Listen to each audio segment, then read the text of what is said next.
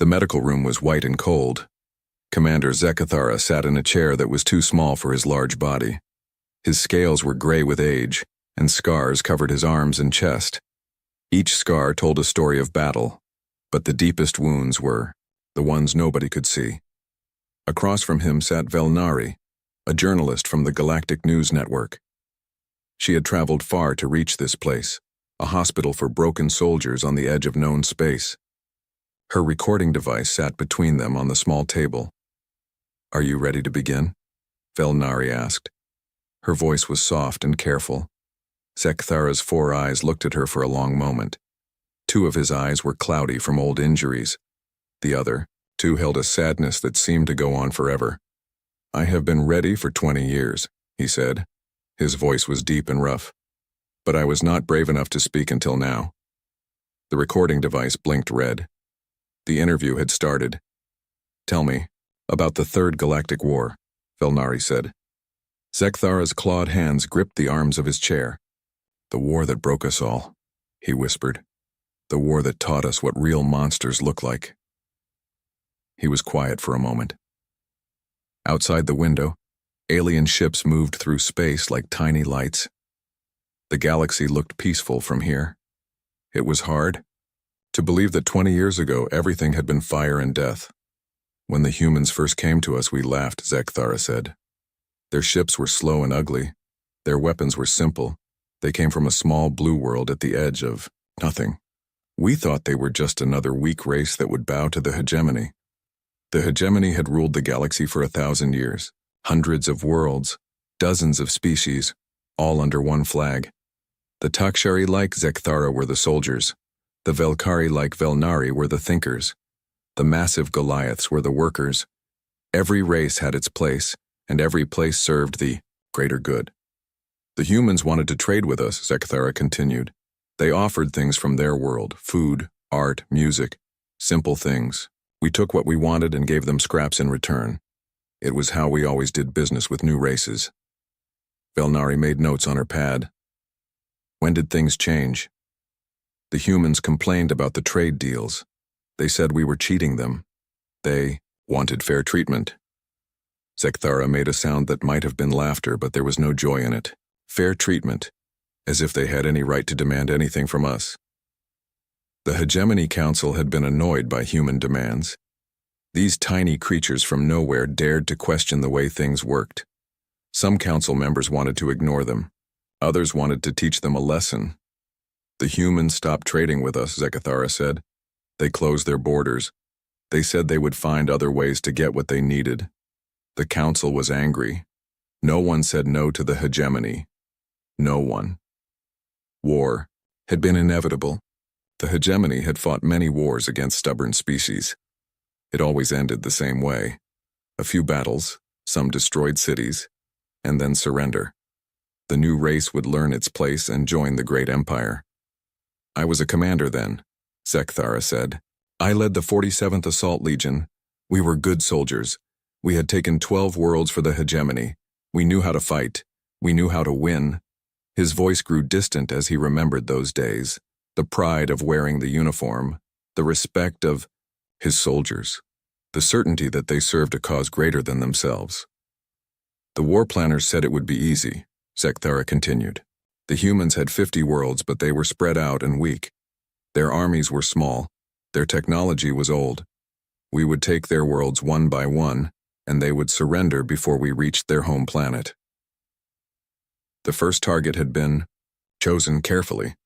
New Pittsburgh was a mining colony on the edge of human space. 50,000 humans lived there, digging metals from the ground and sending them back to Earth. It had no military bases, no great weapons, no strategic value, except as a symbol. We came with 3 battle cruisers and 20,000 soldiers, Zekathara said. More than enough to take one small colony. The humans had maybe 1,000 security guards and some old mining equipment. It should have been over in a few days. Velnari looked up from her notes. But it wasn't? Zekathara's good eyes stared at something she couldn't see, something far away and long ago. The first day went as planned, he said slowly.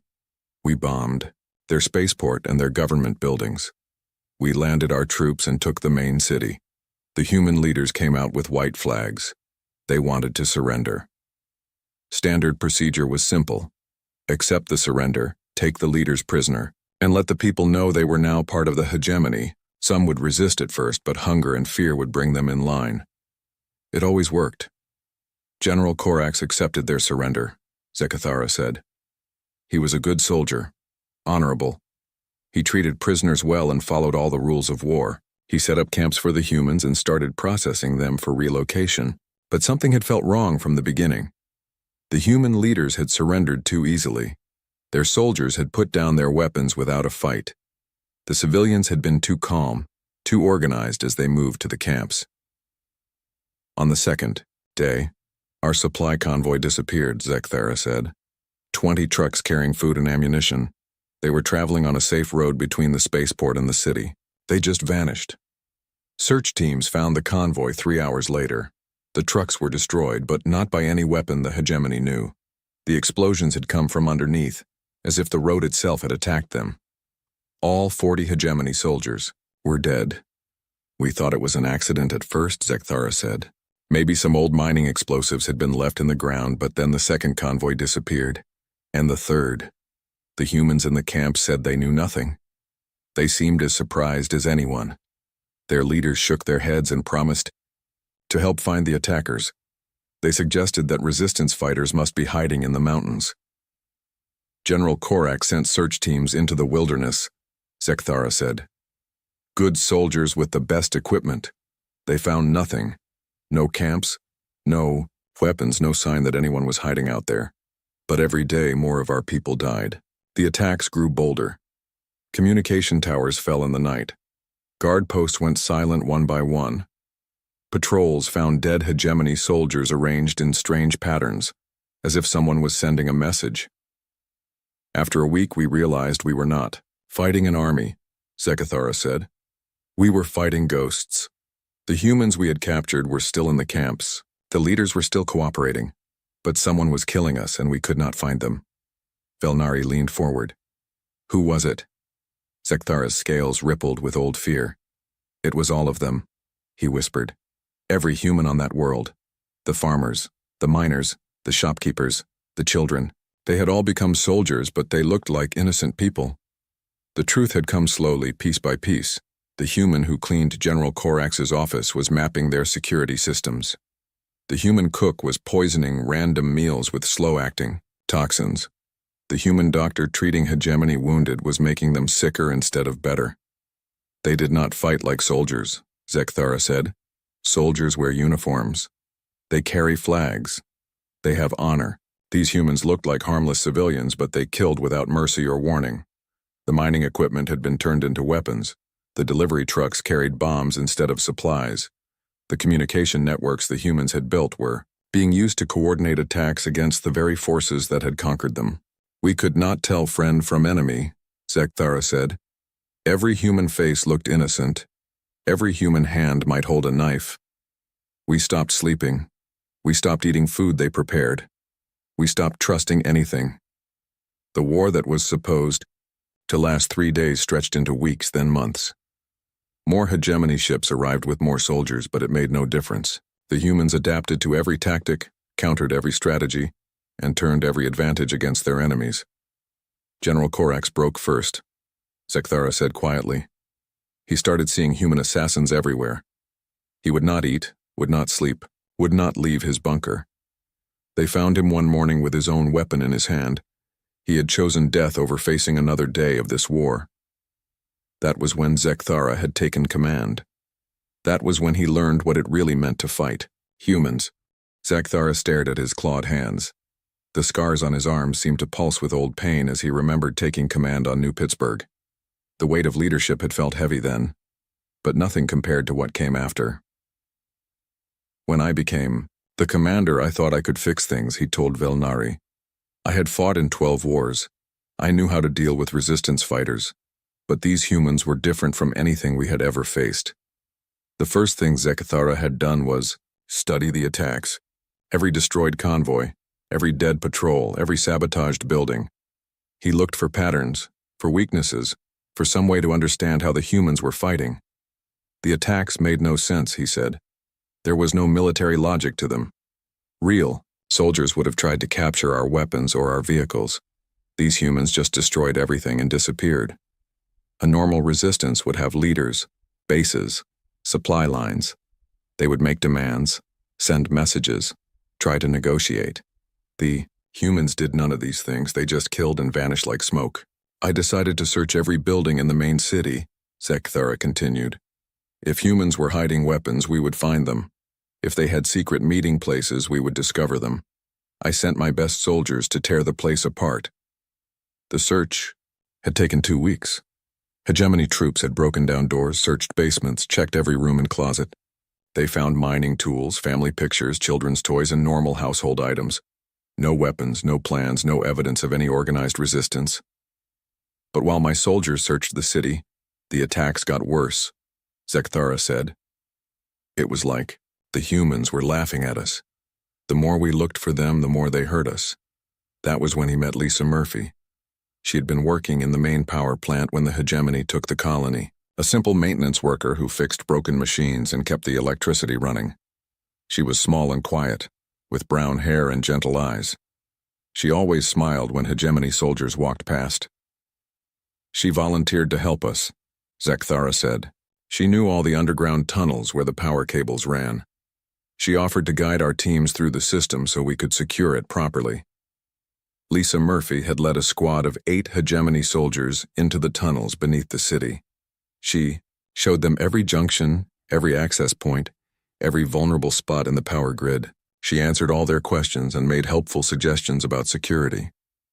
3 hours later, the entire power system exploded, Zekthara said. The blast was so big it shook buildings 5 blocks away. All 8 soldiers died instantly. The city went dark for 6 days. When they found Lisa Murphy, she was back at her apartment cooking dinner like nothing had happened. She seemed shocked to hear about the explosion. She cried when they told her about the dead soldiers. She offered to help rebuild what had been destroyed. We arrested her, of course, Zekthara said. But she just kept insisting she was innocent. She said she had left the soldiers at the main junction and gone home. She had no idea what had happened. Under questioning, Lisa Murphy never broke. She maintained her story even when they used drugs and pain to make her talk. Either she was telling the truth or she was the best liar in the galaxy. We executed her, Zekthara said quietly. It was the only thing we could do. But killing her solved nothing. The attacks continued. The next human was Jake Williams, a farmer who grew food crops in the fields outside the city. He was old and friendly, with hands weathered by years of honest work. He had a wife and 3 children. He seemed like the most harmless person on the planet. Jake offered to use his farming equipment to help us, Zekthara said. He had big machines for planting and harvesting.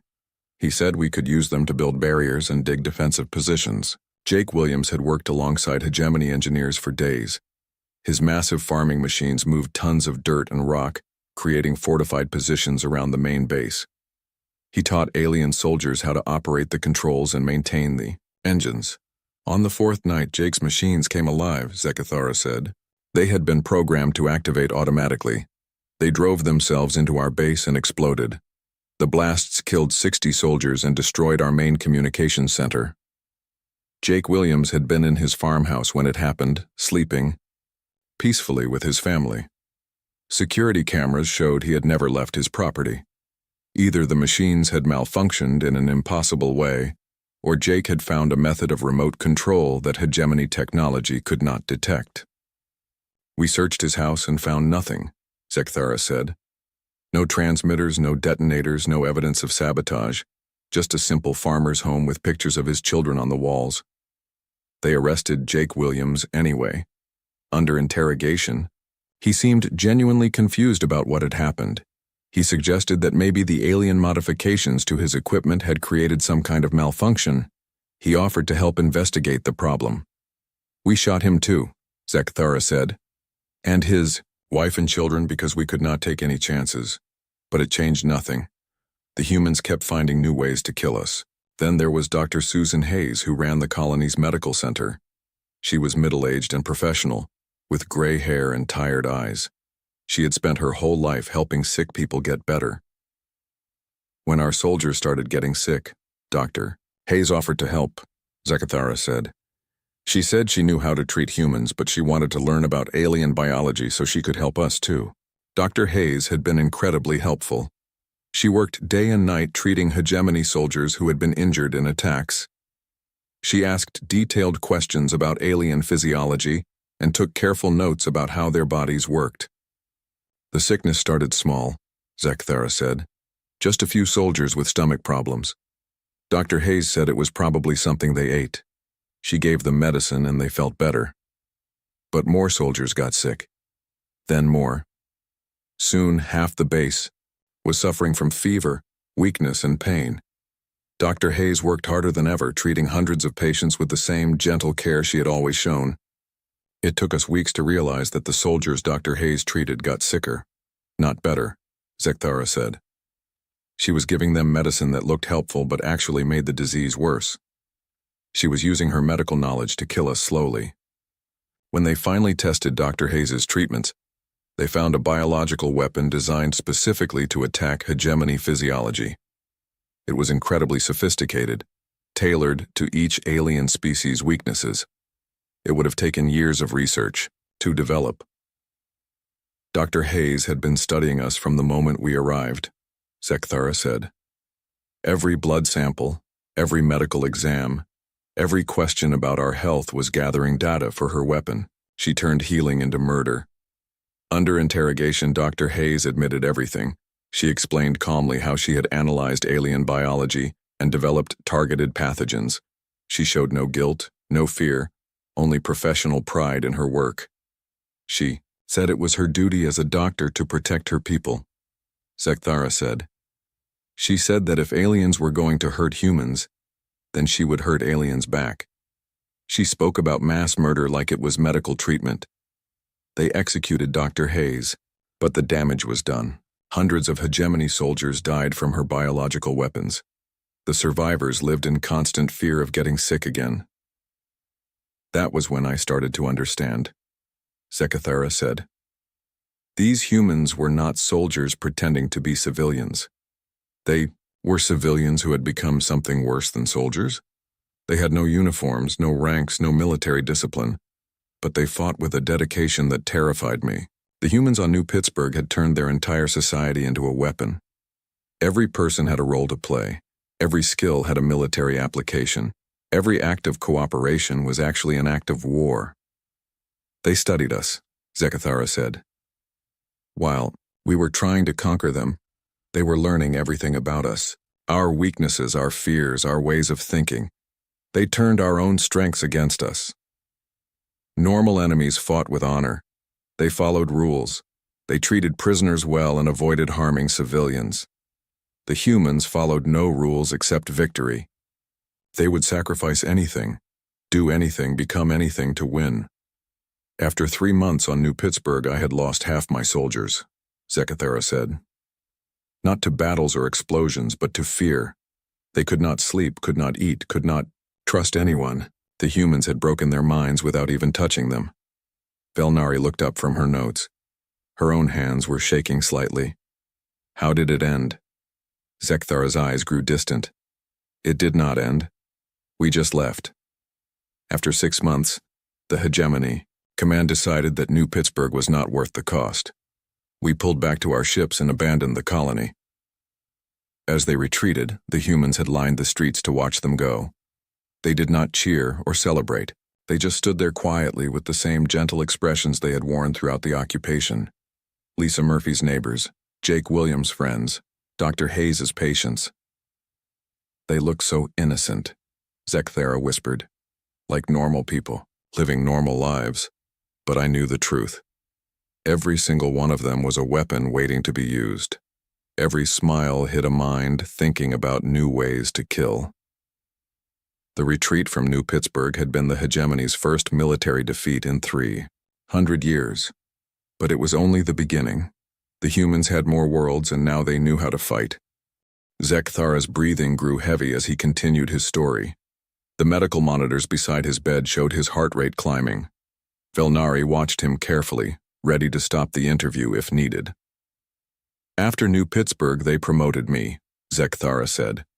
The High Command thought I had learned valuable lessons about fighting humans. They put me in charge of 3 battle groups and told me to take 5 more human worlds. The hegemony had been angry about losing New Pittsburgh, but they told themselves it was just bad luck. One colony could not represent all of humanity. The next attacks would be different. They would be ready for human tricks. We changed our tactics, Zekthara continued. No more trusting human civilians. No more accepting help from locals.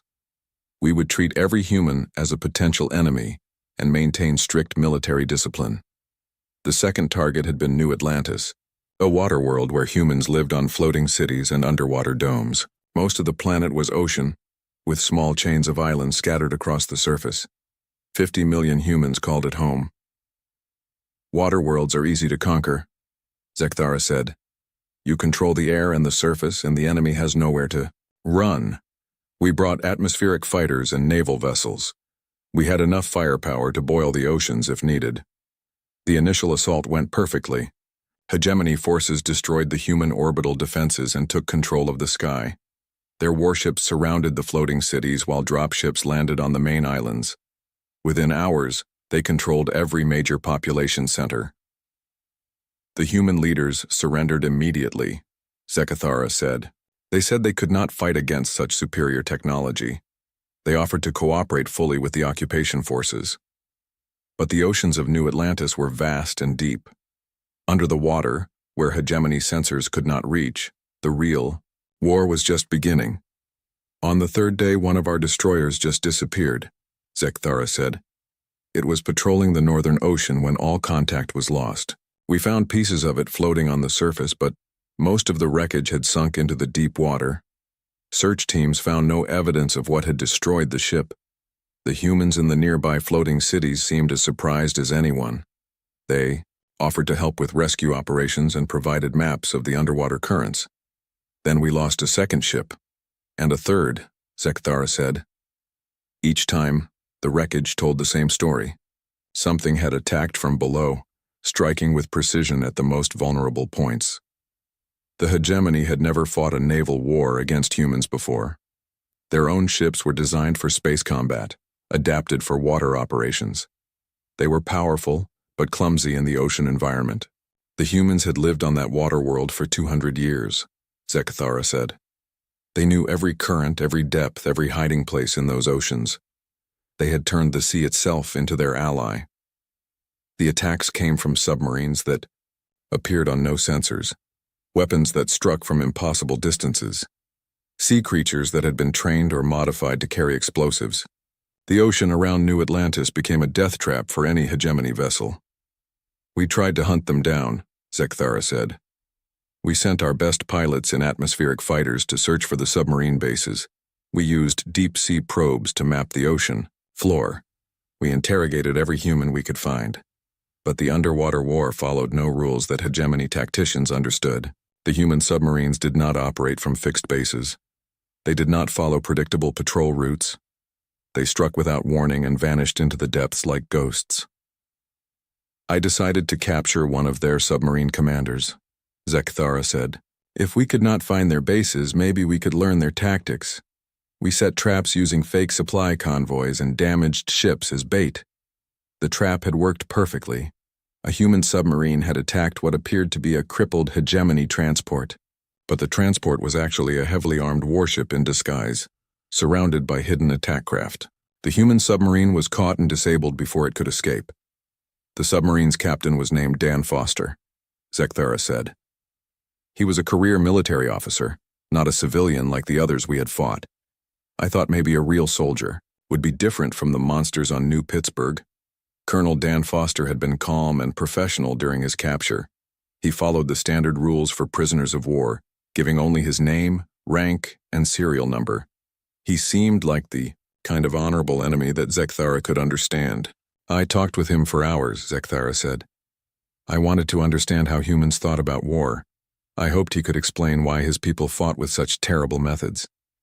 Foster had been surprisingly willing to discuss military philosophy. He spoke about human military history, about famous battles and great commanders. He seemed genuinely interested in comparing human and hegemony tactical approaches. He told me that humans had been fighting wars for thousands of years, Zekthara said. Every generation had learned from the last, building on centuries of military knowledge. War was not just something they did, it was something they studied like a science. Foster explained that human military academies taught courses on psychological warfare, asymmetric tactics, and resource management. Human officers learned about logistics, intelligence gathering, and strategic deception. They studied the art of war like other species studied medicine or engineering. He said that most alien species fought for honor or glory, Zekthara said. But humans fought to win. Everything else was secondary to victory. If breaking rules would save human lives, they would break rules. If using cruel tactics would end the war faster, they would use cruel tactics. Foster had drawn diagrams showing how human submarine tactics worked. He explained how they used the ocean currents to mask their movements, how they coordinated attacks across vast distances, how they turned the hegemony's own technology against them. He was teaching me, Zekthara realized. While I thought I was interrogating him, he was actually studying our methods and learning our weaknesses. Every question I asked gave him information about how we operated. But Foster's real lesson came 3 days later, during the Battle of Kepler Station. The station was a massive orbital platform that served as the main supply depot for hegemony forces in the New Atlantis system. It held enough food, fuel, and ammunition to support the occupation for years. Protecting it were 12 warships and 300 fighters. The humans attacked with everything they had, Zekthara said. Every ship, every pilot, every weapon they could find. It was a desperate assault against impossible odds. The human fleet was outnumbered 10-1.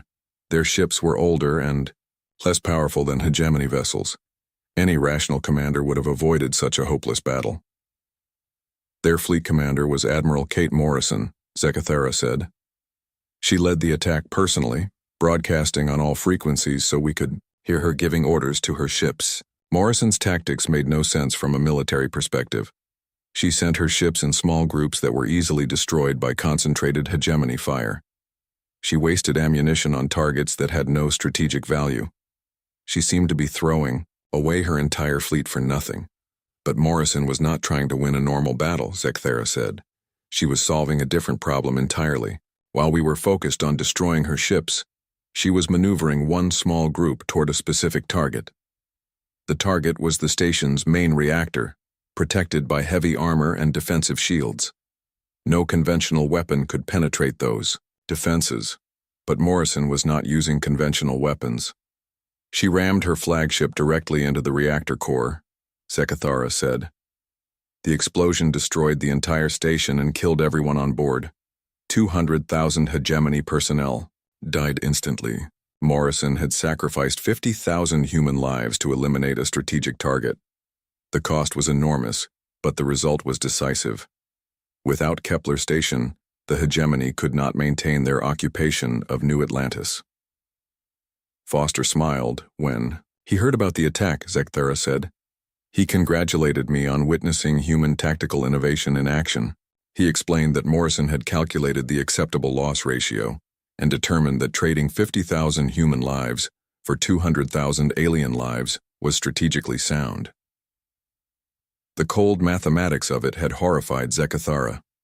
Foster spoke about mass death like an engineering problem. He used terms like force multiplication and strategic exchange ratios to describe the deliberate sacrifice of human beings. He told me that every human military officer learned these calculations, Zekthara said. They studied historical battles where commanders had traded lives for advantage.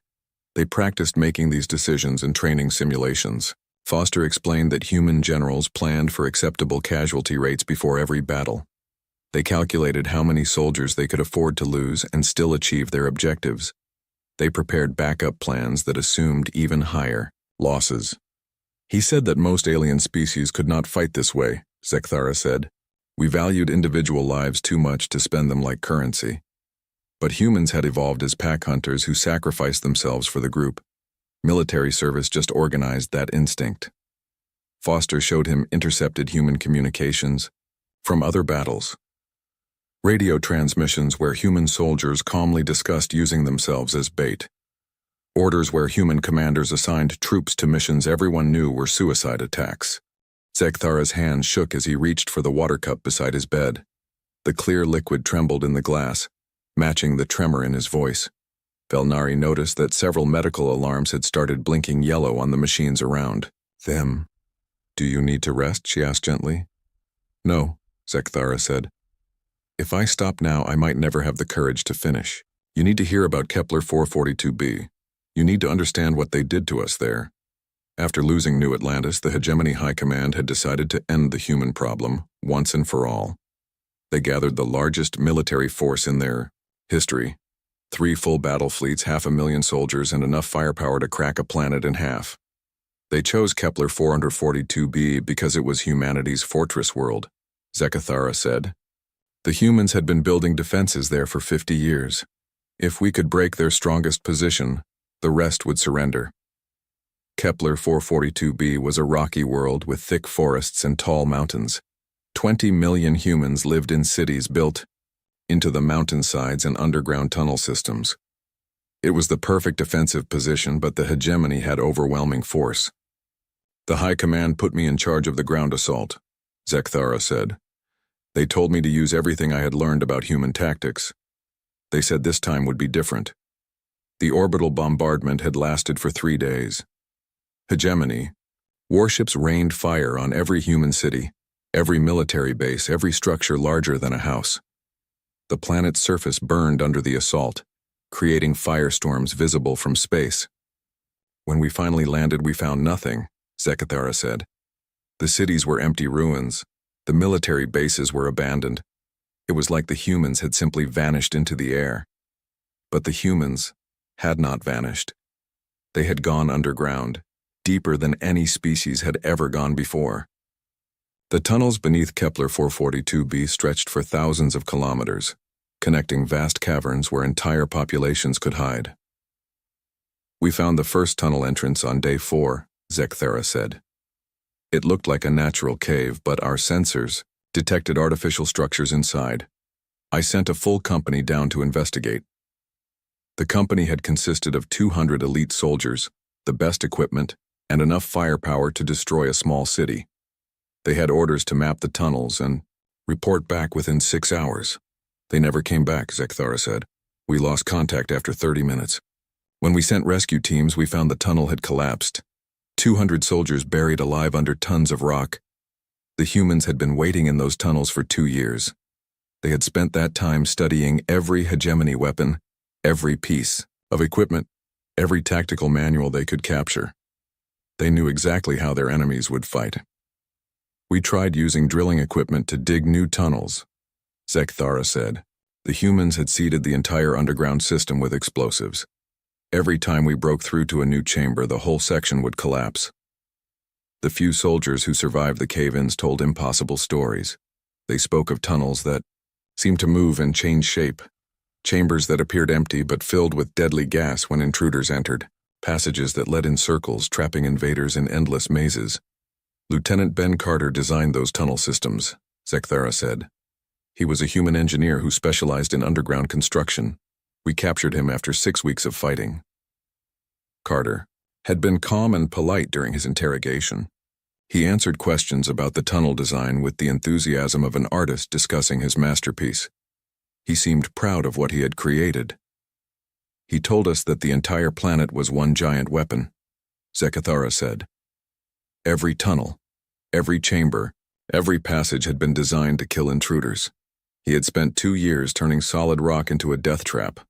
Carter explained how human engineers had studied hegemony tactics and equipment specifications. They knew exactly how tall alien soldiers were, how much weight their armor could carry, how their weapons operated in confined spaces. "The tunnels were built to exploit our weaknesses," Zekthara said. "The ceilings were too low for our tallest soldiers. The passages were too narrow for our heavy weapons. The air circulation was designed to spread poisons that affected alien biology. But Carter's real innovation was the psychological warfare built into the tunnel system itself. The humans had studied how different alien species reacted to enclosed spaces, darkness, and isolation. Every species in the hegemony had different fears, Zekthera said. Carter had designed sections of tunnels specifically to terrify each one. Chambers that played sounds that drove Takshari soldiers insane. Passages filled with scents that made Velkari panic. Lights that triggered seizures in Goliath warriors.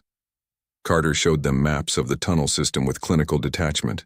He pointed out kill zones, trap chambers, and escape routes with the same tone he might use to describe plumbing systems. To him, mass murder was just an engineering problem. He said the tunnels were not really meant to kill us, Zekthara said. They were meant to break our minds. Dead soldiers could be replaced, but soldiers who were afraid to fight were useless forever.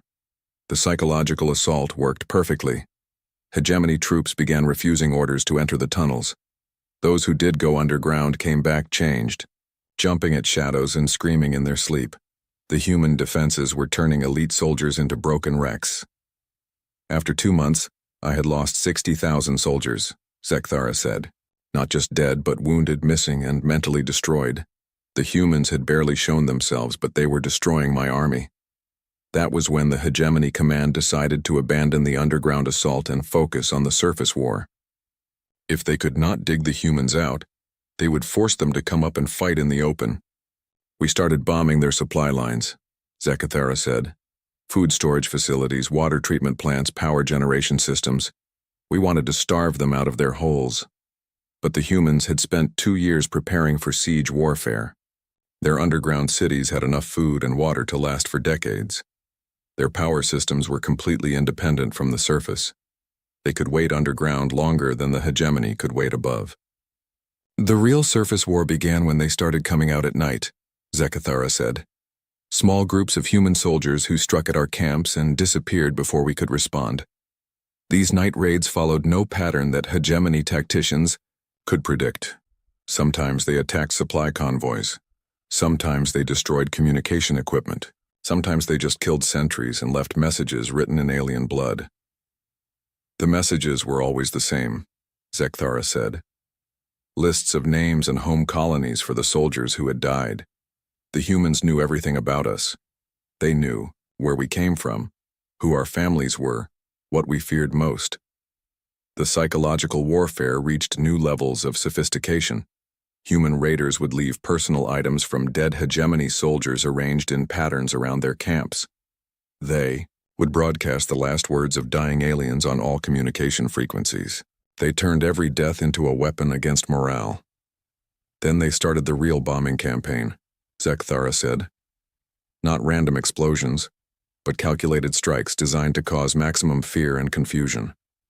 The humans had studied hegemony base, designed and found the psychological weak points. They knew which buildings soldiers considered safe, which routes they used most often, which systems they depended on most heavily. They would bomb our medical facilities while leaving our weapons. Depots untouched, Zekthara said. They wanted us to know that nowhere was safe. But they also wanted us to keep fighting so they could kill more of us. The bombing campaign followed rules that made no military sense but perfect psychological sense. Attacks came at random intervals that prevented soldiers from sleeping. Targets were chosen to create maximum anxiety rather than maximum damage. The goal was not to destroy the hegemony force but to drive it insane. After 4 months, my soldiers were afraid of everything, Zekthara said. They would not eat food that might be poisoned. They would not sleep in buildings that might collapse. They would not use equipment that might explode. The breaking point came during the assault on New Houston, the last major human city on the surface. Intelligence suggested that capturing it would end human resistance and force a surrender. General Amy Rodriguez commanded the human forces in New Houston, Zekthara said. She was their greatest military leader, and killing her would break human morale across the entire planet. The assault on New Houston had been the largest ground battle of the war. 300,000 hegemony soldiers against 50,000 human defenders. The humans were outnumbered 6-1, with inferior weapons and no air support. The battle lasted 6 weeks, Zekthara said. Every street was a battlefield. Every building was a fortress. The humans fought for every meter of ground like it was the most important place in the galaxy. But something felt wrong about the battle from the beginning. The human resistance was fierce but not desperate. They fought hard but always seemed to have an escape route. They killed thousands of hegemony soldiers but never seemed to be running out of ammunition. On the final day, we broke through their last defenses, Zekthara said. My soldiers stormed the city center where Rodriguez had her headquarters. We expected to find thousands of human soldiers making their last stand. The medical machines around Zekthara's bed were beeping faster now. His breathing was shallow and his scales had turned a sickly gray color. But his eyes were clear as he looked at Velnari, and his voice was steady. You want to know how the war ended, he said. Everyone thinks the hegemony won because we are still here and the humans are still in their corner of space, but that is not what really happened. Velnari leaned forward. This was the part of the story that no official record contained. The hegemony's version of events was very different from what Zekthara was telling her. After Kepler 442b, the High Command wanted to pull back and regroup, Zekthara said. We had lost almost 1 million soldiers in 18 months of fighting. Our fleets were damaged, our troops were broken, and we had barely taken 3 human worlds. But the humans had not waited for the hegemony to recover. While alien forces licked their wounds and planned new strategies, humanity had been busy preparing for the next phase of the war. They started attacking our homeworlds, Zekthara said. Not with fleets or armies, but with small groups of human soldiers who appeared out of nowhere and struck at our most important targets. The first attack had been on Velkar Prime, the intellectual center of the hegemony. A team of 12 humans had somehow infiltrated the planetary defense grid and destroyed the main university complex. Thousands of years of scientific research were lost in the explosions. No one knew how they got past our security, Zekthara said. The humans had no ships in the system, no bases within 100 light years, but they appeared on our most heavily defended world and vanished again like ghosts. More attacks followed. Human commando teams struck at factory worlds, mining colonies, and research stations deep inside hegemony space. They seemed to know exactly which targets would cause the most damage to the war effort. They were not trying to conquer our worlds, Zekthara said. They were trying to make us afraid. They wanted us to know that nowhere was safe, that they could reach us anywhere, anytime they chose. The psychological impact was devastating. Hegemony citizens who had felt secure for 1,000 years suddenly lived in fear. Children had nightmares about human monsters. Adults refused to work in important facilities that might be targets. The economy started collapsing, Zekthara said. People were too afraid to do their jobs. Factory workers stayed home rather than risk being killed by human raiders. Scientists abandoned their research rather than paint targets on their backs. The High Command tried to increase security, but it was impossible to guard every important location in an empire that spanned half the galaxy. The humans seemed to have unlimited resources and perfect intelligence about hegemony operations. That was when we realized the truth, Zekthara said. The humans were not just fighting a war, they were fighting the future. They had been preparing for this conflict since the day they met us. Intelligence reports revealed the scope of human preparation. For 50 years, since first contact with the hegemony, humanity had been studying their new neighbors. They had learned every language, mapped every world, and identified every weakness in the galactic order. They had been placing agents throughout our territory for decades, Zekthara said. Human spies who looked like other species, who had learned to think like aliens, who had become part of our society while remaining loyal to Earth. These human agents had been gathering information about hegemony military capabilities, economic systems, and political structures. They knew which worlds produced essential materials, which leaders made important decisions, and which systems were vulnerable to disruption. When the war started, they already knew how to win it, Zekthara said. Every battle, every strategy, every tactic had been planned years in advance. We thought we were fighting a desperate enemy, but we were actually fighting a carefully prepared trap. The human war plan had never been to defeat the hegemony in direct combat. Their goal was to make the cost of fighting them higher than the cost of leaving them alone. Every human death, every destroyed city, every lost battle was part of a larger strategy. They were teaching us to fear them, Zekathara said. Every horrific tactic, every impossible victory, every broken rule of warfare was a lesson. They wanted us to understand that fighting humans was too expensive to be worth the price. After 2 years of war, the hegemony economy was in ruins. Military spending had consumed resources needed for basic services. Millions of aliens lived in fear of human retaliation. The great galactic empire was tearing itself apart, trying to defeat a species that represented less than 1% of its population. The High Council called for peace negotiations, Zekathara said. They said it was to save alien lives, but everyone knew the truth. We were surrendering because we could not afford to keep fighting. The peace talks had been held on a neutral space station at the edge of both territories. Zekathara had been present as a military advisor, though by then he was already showing signs of the psychological damage that would eventually put him in this hospital. The human delegation was led by Secretary of State Helen Ross, Zekathara said. She was a small, elderly woman with gray hair and kind eyes. She looked like someone's grandmother, not a representative of the most terrifying military force in the galaxy. Ross had been polite and professional throughout the negotiations. She spoke softly and smiled often. She seemed genuinely concerned about the suffering the war had caused on both sides. But when she presented the human terms for peace, we understood that we were not negotiating, Zekathara said. We were being told how the future would work. The human peace proposal had been comprehensive and non-negotiable. Humanity would be recognized as an independent power with sovereignty over their current territory. All hegemony forces would withdraw from human space immediately. Trade between the two powers would be conducted on equal terms. Ross explained that humanity was not asking for permission, Zekathara said. She was informing us how things would be. If the hegemony accepted these terms, there would be peace. If not, the war would continue until we changed our minds. To demonstrate their sincerity, Ross had provided detailed intelligence about hegemony military capabilities, economic weaknesses, and political divisions. She knew things about the empire that some High Council members did not know. She told us exactly how humanity would win if the war continued, Zekathara said. Which worlds they would attack, which leaders they would target, which systems they would destroy. It was not a threat, it was a schedule. The hegemony had accepted the human terms within hours. There was no real choice.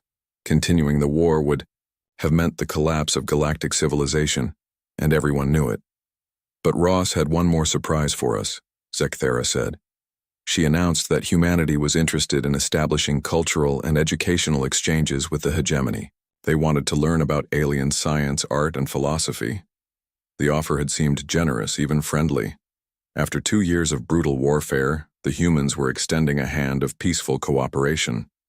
Many aliens were relieved that humanity seemed willing to coexist rather than conquer. We did not understand what they were really doing, Zekathara said. The cultural exchanges were not about friendship. They were about making sure we never forgot what humans were capable of. Human students began attending hegemony universities, studying alien technology and social systems. Human artists created works that reminded alien audiences of human military innovations. Human scientists shared research that demonstrated their species' problem-solving abilities. Every human we met was a reminder, Zekathara said. Every friendly conversation was a subtle threat. They wanted us to remember that these polite, curious people were the same species that had turned warfare into an art form. The psychological warfare continued even in peacetime. Human diplomats would casually mention new military technologies their species was developing. Human traders would discuss the resource requirements for various weapon systems. Human tourists would visit historical battlefields and ask detailed questions about defensive strategies. They made sure we never felt safe, Zekathara said. Even when they were being friendly, we knew they were studying us, learning about us, preparing for the next conflict that might never come. 20 years after the war ended, the galaxy was a very different place. The hegemony still existed, but its confidence was broken. No alien species wanted to risk provoking humanity. The mere possibility of human retaliation was enough to prevent conflicts. That is why I am here, Zekthara said, gesturing to the medical equipment around his bed. This facility treats alien veterans who cannot forget what we learned about humans during the war. Thousands of former soldiers from dozens of species suffered from what human doctors called Terran combat syndrome. They could not sleep without dreaming of human tactics. They could not see human faces without remembering the horrors of war. They lived in constant fear of a species that had become their neighbors. The humans won more than a war, Zekthara said. They won the future. Every alien species in the galaxy knows that humans are not to be trifled with. We have become afraid of our own friends. Belnari looked up from her notes. Her hands were shaking as she tried to process everything she had heard.